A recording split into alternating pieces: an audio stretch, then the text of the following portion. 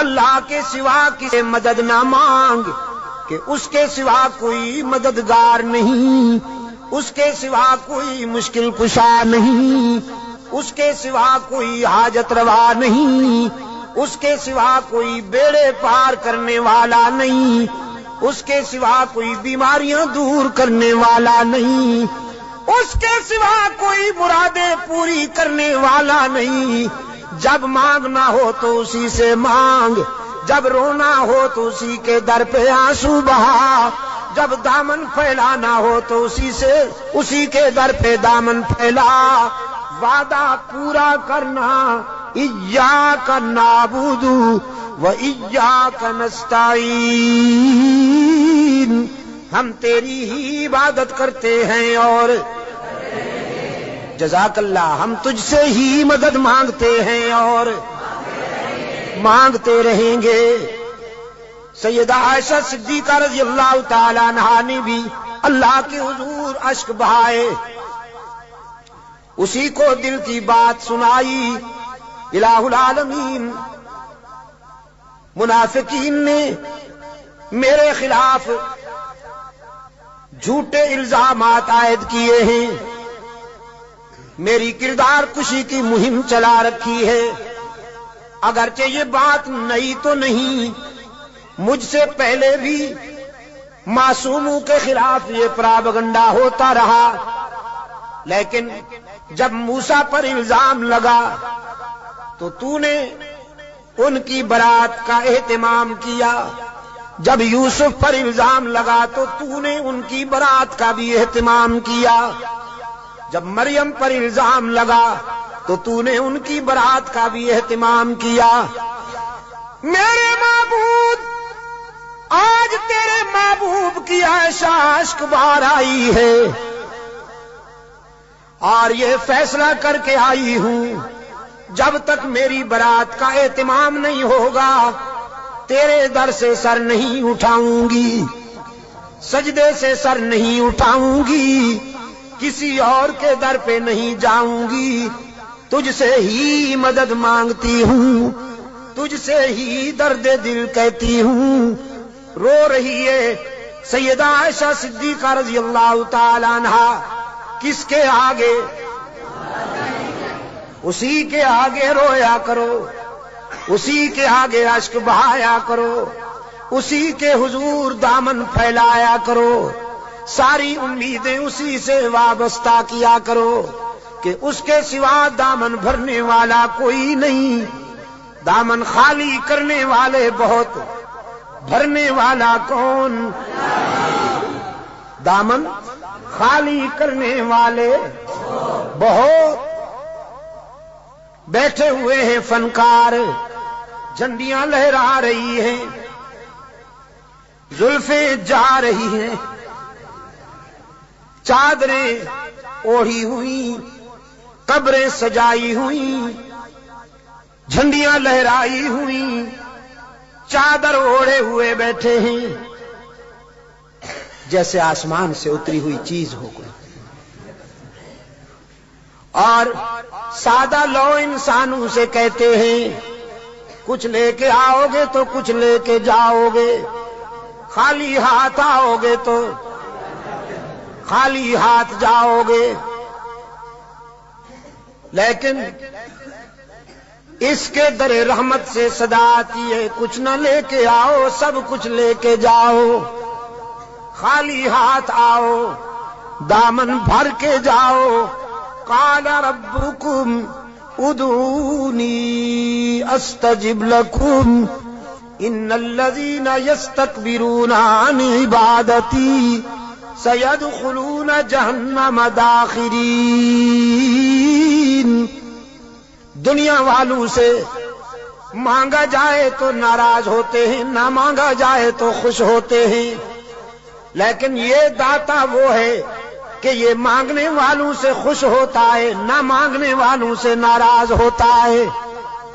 ان الذین یستکبرون عن عبادتی، یہاں مفسرین نے لکھا ہے عبادتی سے مراد ہے جو مجھے پکارنے میں گریز کرتے ہیں، کیونکہ پکارنا عبادت ہے، پکارنا پیرا مدد کر، شرک کی تس، کہ کی تس شرک کی تس، کیونکہ پکار عبادت ہے، پکار قال ربکم ادعونی استجب لکم، تمہارا رب کہتا ہے مجھے پکارا کرو میں تمہاری دعاؤں کو قبول کرنے والا ہوں، ادعونی استجب لکم، مجھے پکارا کرو میں تمہاری دعاؤں کو قبول کرنے والا ہوں، ادعونی ان الذین یستکبرون عن عبادتی،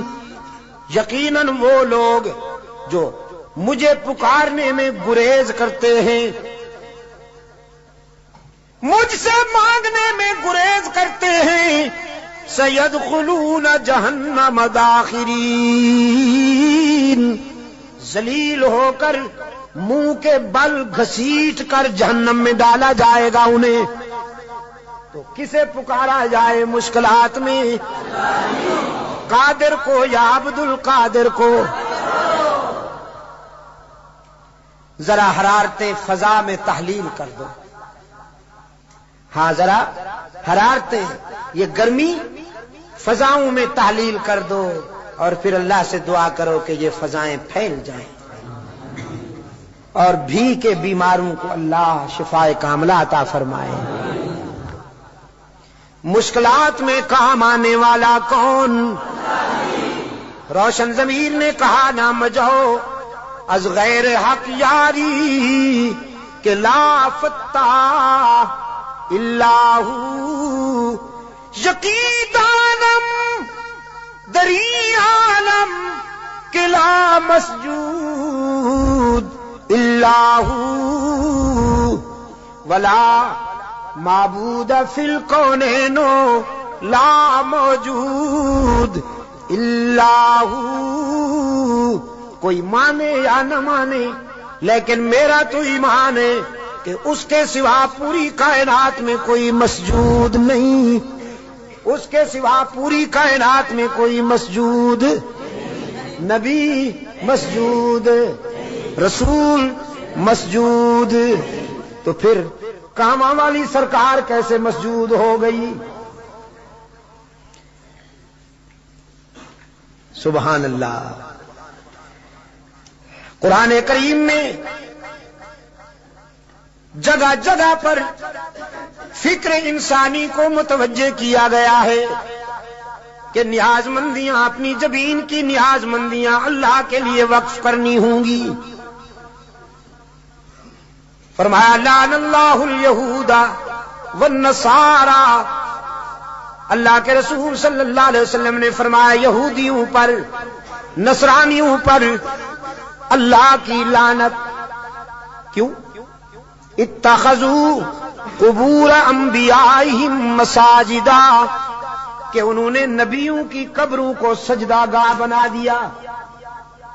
نبی کی شان زیادہ ہوتی ہے یا ولی کی؟ نبی کی شان زیادہ ہے نا ولی سے۔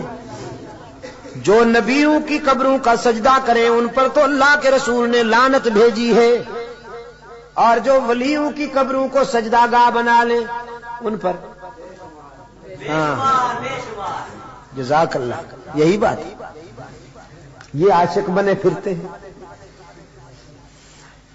نبیوں اور رسولوں کی قبروں پر سجدہ کرنے والے ملعون، تو ولیوں کی قبروں پر سجدہ کرنے والے